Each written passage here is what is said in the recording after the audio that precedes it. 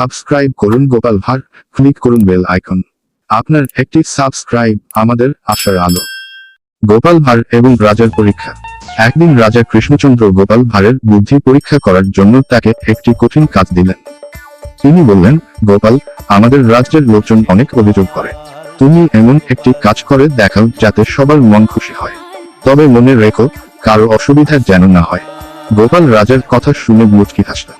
তিনি জানতেন সবাইকে একসঙ্গে খুশি করা প্রায় অসম্ভব, কিন্তু গোপালের বুদ্ধি ছিল তুখোড়। তিনি চিন্তা করলেন, রাজ্যের মানুষ কিসে সবচেয়ে বেশি আনন্দ পাবে। পরের দিন গোপাল বাজারে গিয়ে এক অভিনব ঘোষণা দিলেন। তিনি চিৎকার করে বললেন, রাজা কৃষ্ণচন্দ্রের নির্দেশে আজ থেকে পুরো 1 মাস রাজ্যের সব কর মাফ করা হলো। কোনো কর দিতে হবে না।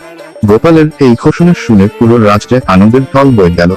লোকজন রাজাকে ধন্যবাদ জানিয়ে রাজপ্রাসাদে ভিড় করতে লাগলো। তারা খুশিতে গান গাইতে লাগলো। এরপর রাজা কৃষ্ণচন্দ্র গোপালকে ডেকে পাঠালেন।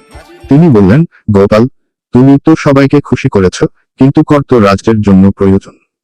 কর ছাড়া রাজ্যের কাজ কিভাবে চলবে?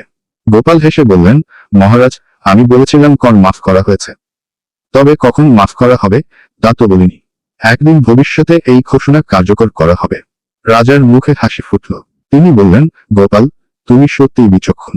সবাইকে খুশি করার এমন সহজ উপায় শুধু তোমার পক্ষেই সম্ভব। সাবস্ক্রাইব করুন গোপাল ভাঁড়, ক্লিক করুন বেল আইকন। আপনার একটি সাবস্ক্রাইব আমাদের আশার আলো।